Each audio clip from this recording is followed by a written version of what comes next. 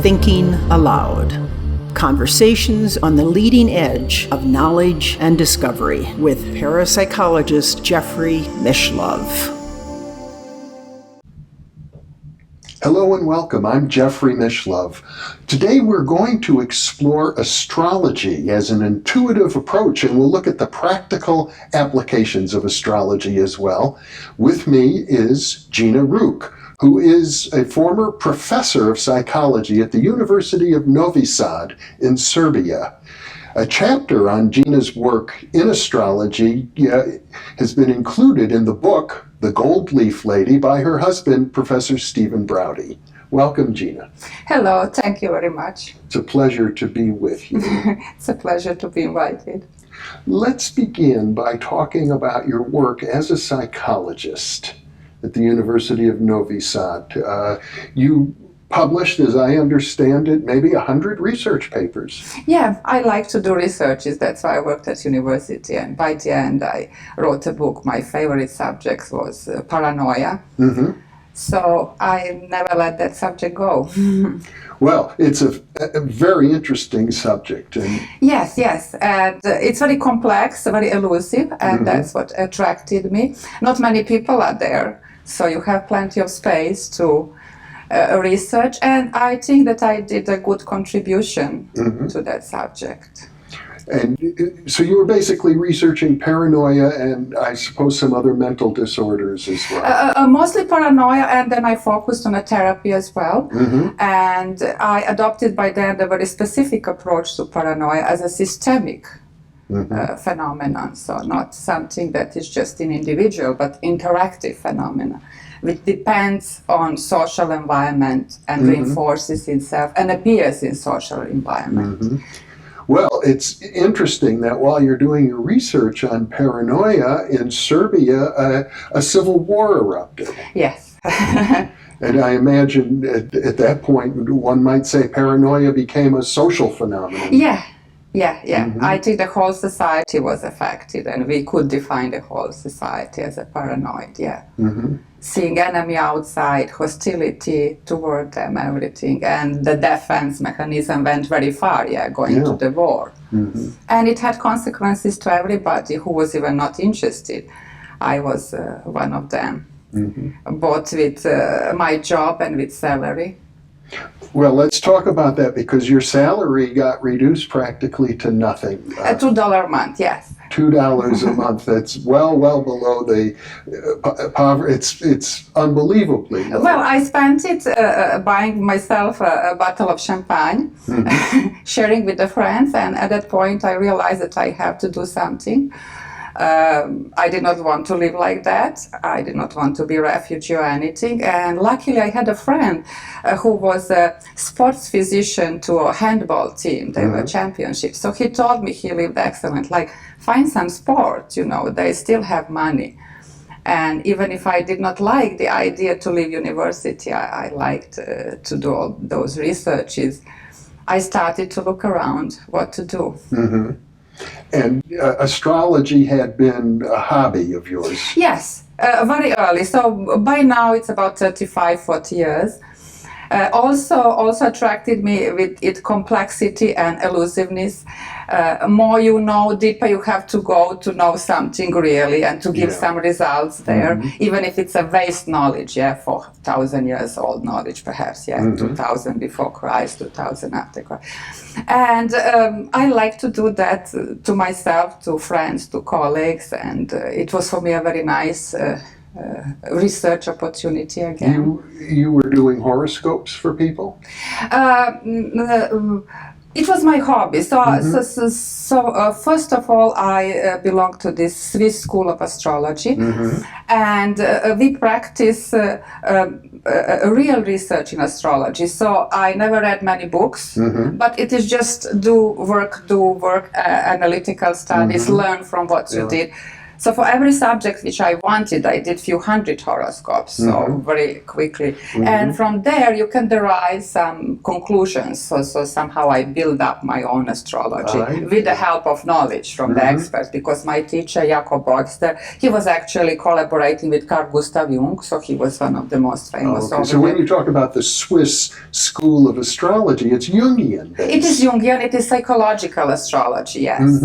So we are dealing with human behavior and trying to predict human behavior, that's actually a part of the human nature. We always like to know what's the future and how are we connected with the universe. So somehow I was caught in that universal research. Well, as a researcher, it strikes me that the problem with astrology is there's so many variables. There are planets, there are the houses, there are the aspects between the planets, there's the transiting chart and the natal chart. So there's really, when you look at a horoscope, there must be well over 100 variables you could focus in on. I could be much more, much more than 100. And that's actually plus, and that's in the same time minus. Because that's why it's astrology elusive. You easily, trying to study astrology, see that you have some results and you think you know something.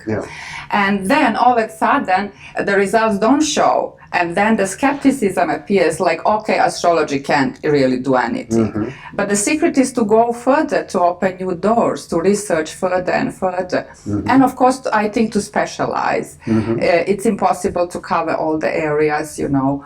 I was specialized in psychological astrology, so okay, just keep human behavior in eye. And since I was a psychologist, it helped me to just add. So today, I think it's for me the best tool of detecting human behavior, better than any official test which is available out there. Well, I might mention parenthetically, because this is your story, but as you know, one of my mentors was an astrologer. Arthur M. Young, who was a philosopher and cosmologist, and the inventor of the Bell helicopter, so also, you know, a person very advanced in the field of technology and science. And after inventing the helicopter, he went to see a Jungian therapist, and he also began studying astrology, and he felt that the readings he was getting from astrology were much more valuable than the Jungian therapy. Yes. Although, as far as I know, he used astrology, Arthur Young, in a sense he needed it, for technology. So he was looking at the forces, and the angles of the planets and such. I'm looking at it more like archetypes, the astrology is cosmic psychology, let's say. Well, in Arthur's case, he wrote a book called The Geometry of Meaning, in which he began to look at angular relationships and how you could translate them into qualitative meanings. And he was able to do that. So that's what I mean when I say that you have to go and specialize. Since he was with a technology background, he nicely used for his purposes astrology. So another book on astrology that's influenced me, it's a little pamphlet, you probably haven't seen it, written by Theodore Roszak, who was a sociologist, very well-known sociologist, now deceased, who wrote a famous book called The Making of the Counterculture, but he also did a little pamphlet on why astrology endures. And he claimed that the reason is because astrology connects us with what he called the realm of mythos, something deeper. You know, you would think of them, I think, as Jungian archetypes. Yes, archetypes. Well, I think that astrology is connected with two important features of human nature. First is that we, from the beginning of civilization, want to connect ourselves with the universe in various ways, in various approaches, but always trying to feel some connection. One of them offers astrology. And the second is our interest in prediction. We always like to know something about the future and our future, and here we are again with astrology. And you, in your career, began providing astrological information for the Serbian soccer team. Yeah, it happened when my salary was so bad, and I really listened to my friend to find something. And I was in situation to meet then the best coach in the country, so they was with the championship team, and he was some troubles to remain champion. And luckily, he was completely open-minded, beautiful, intelligent person. And he was willing, okay, if you can help us, show me what you can do. So, since I was psychologist, nobody had in mind I will do anything else. And for a while, they did not know. I would not even reveal that I'm actually doing astrological analysis of players and the games and anything. But after a while, they did not mind, and we kept it a little bit as a secret and such. But I was very happy to be there and somehow forever abandoned the clinical psychology, being delighted with the healthy behavior and instant results, and that was a very nice part. And the kind of information, as I understand it, that you were providing might be almost moment by moment, minute by minute, what particular players should be doing, when they would be strong, when they would be weak. Yeah, first I analyzed each player of our team and any opposite team, which we were playing. So I was able to analyze the behavior, and those information were very valuable for the coach, because, you know, with the questionnaire, player would not tell you, oh, I don't feel really good today to play. First they want to play, second they're boys, they want to feel strong.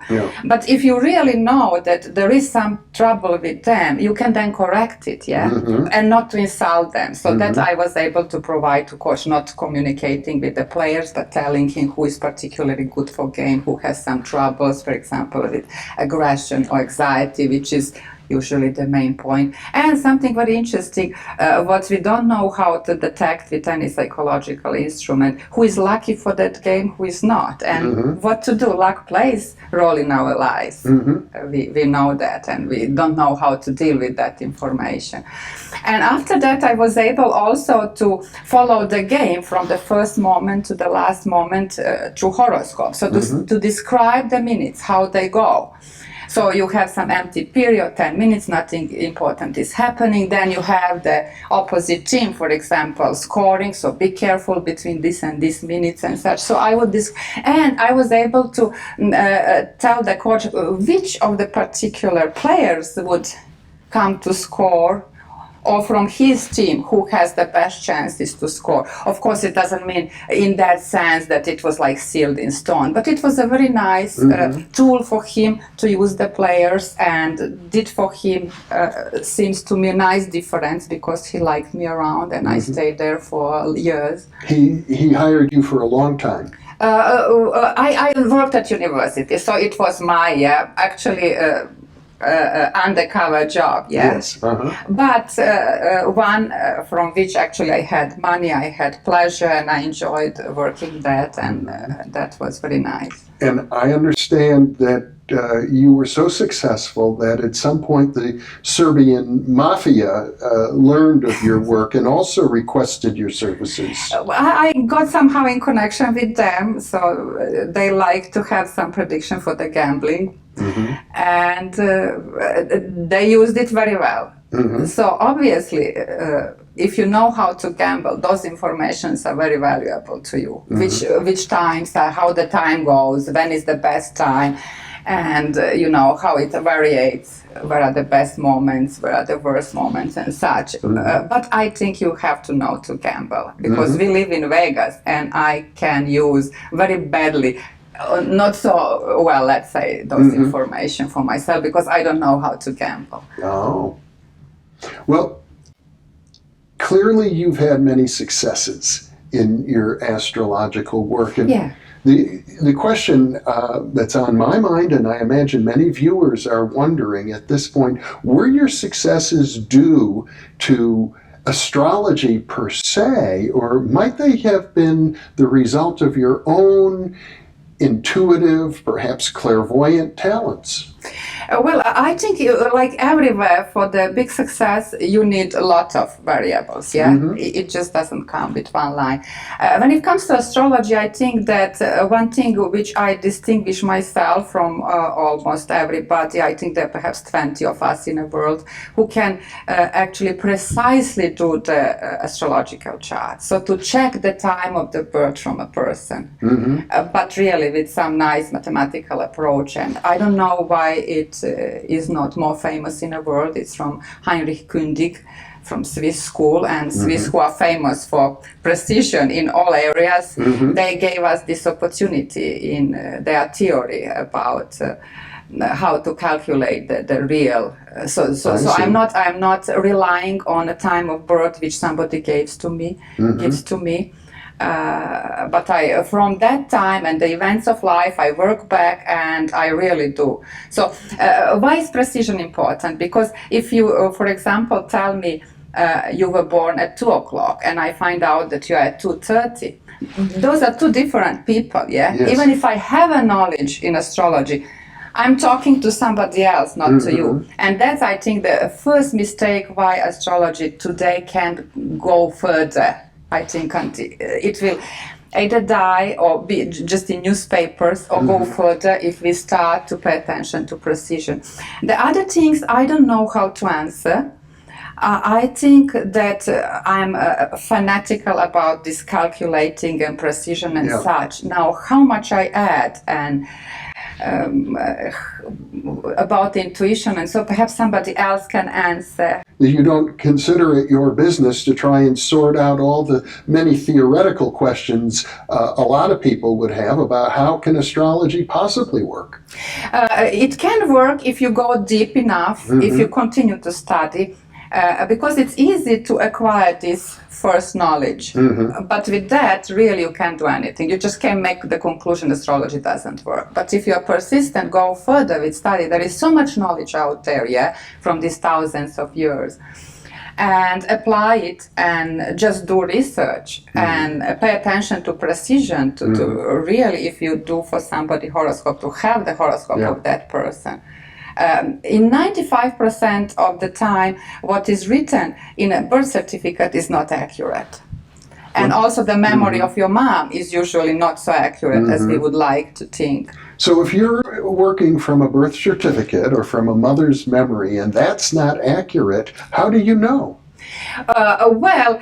First, I learned, I checked in millions of horoscopes that this Heinrich Kündigen approach works. So if I find the really right time of the birth, I had times with some people 10 years to check if I now make right predictions, and I do. So obviously, if I really find the time, then you can apply that knowledge. Otherwise, you can't. So well, let me ask you a different question now. Since you mentioned that your approach is Jungian.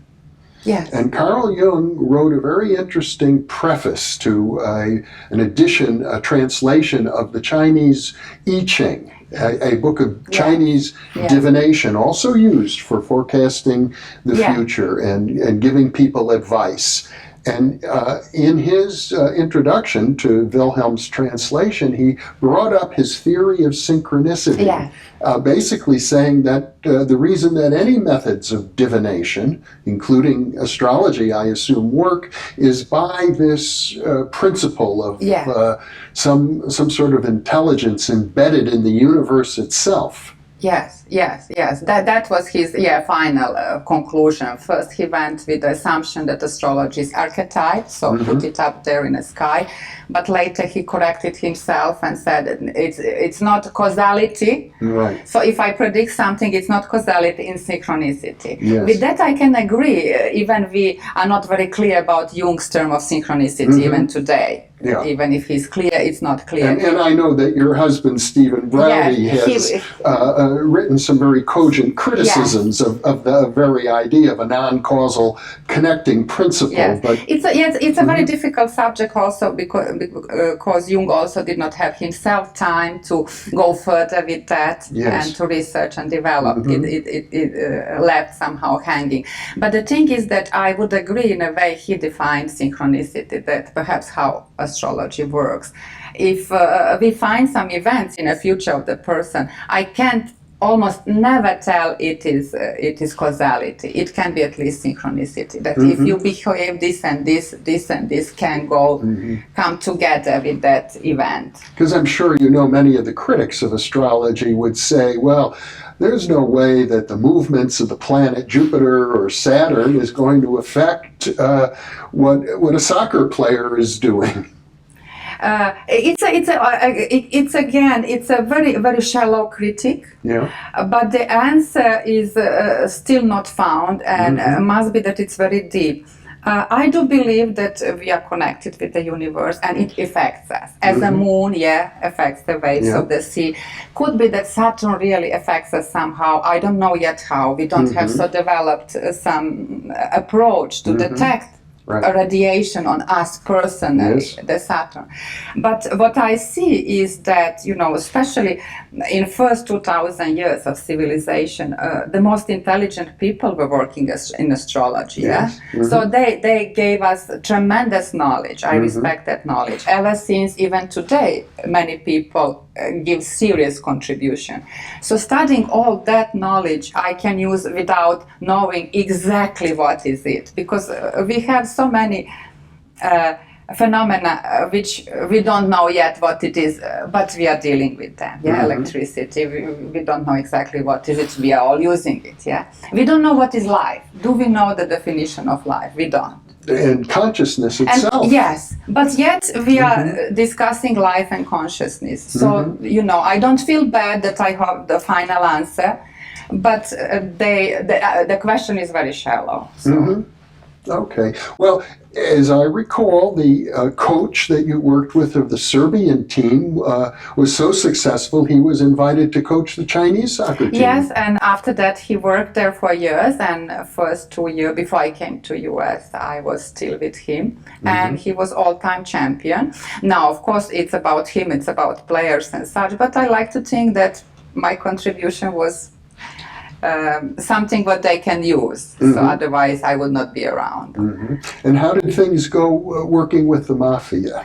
That was very intense.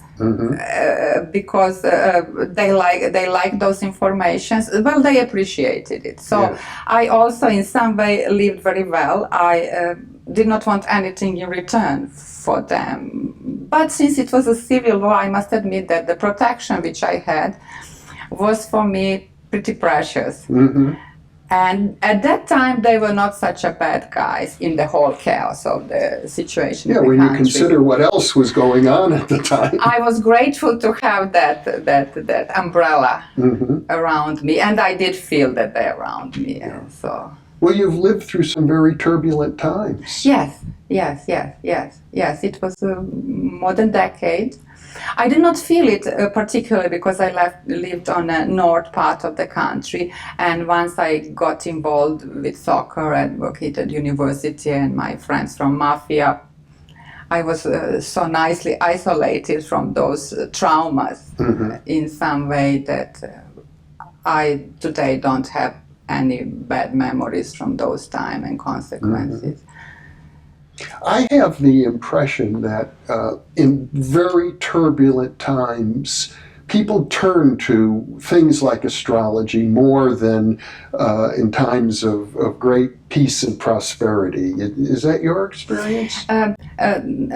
I don't know how to answer because I was so strongly then pushed, and pulled. So I had so much to do in soccer. I had to do sometimes 200 horoscopes a day. My goodness. So I did not have time to reflect and to see what are the needs around. I like to do that. I wanted to do that, and I was ready to Well, but work. if you had been able to maintain your normal salary as a professor of psychology, you might never have. Exactly. So I'm grateful to have that experience because, that was very nice. And even today I use it for my fun here in Las Vegas, the capital of sports gambling. And I'm learning to play with that and have fun. So it's at this point a hobby for you. At this point, it's a hobby, yes. As a way, I always looked at that as a hobby because, especially now when I'm here and I live well, I would do horoscopes for friends and everybody. I would never charge. I think it's something else. But I like to teach people about this approach and precision and be careful about the approach. Do you consider astrology to be a spiritual path? For sure it is. For sure it has, because you need to have a knowledge from many disciplines, including spiritualism, philosophy. You have to add lots of things to Well, go and there. I thought the fact that you don't like to charge for it suggests that you consider it maybe a spiritual gift. It's hard to answer to that question again because, as I said, I always had my jobs and this was a hobby. So for me, I think forever it will be the hobby, but it will be because I want to learn further and I want to help people if I can. And in many cases, I was able. So I like it a lot. And it's still a lot to learn. I did not get to the bottom of many questions which I would like to answer and to be better in assessment and prediction. Yeah. Well, I've been fascinated by astrology most of my life. I have to say I don't really accept the theories that are offered of astrology. I don't know why it should work, but in my own case, sometimes I know that it does work with great precision, and I'm sort of delighted and mystified by that at the same time. Yeah, I also don't accept most of the theories. So if it's not this school of Switzerland, which I really appreciate, and not much pressure when it comes to the theories, I also don't like them. I'm trying to build slowly my own theory and to work with that and to isolate myself and just to focus on research. Well, Gina Ruk, thank you so much for being with me. This has been a delight. Thank you very much for inviting me. And thank you for being with us.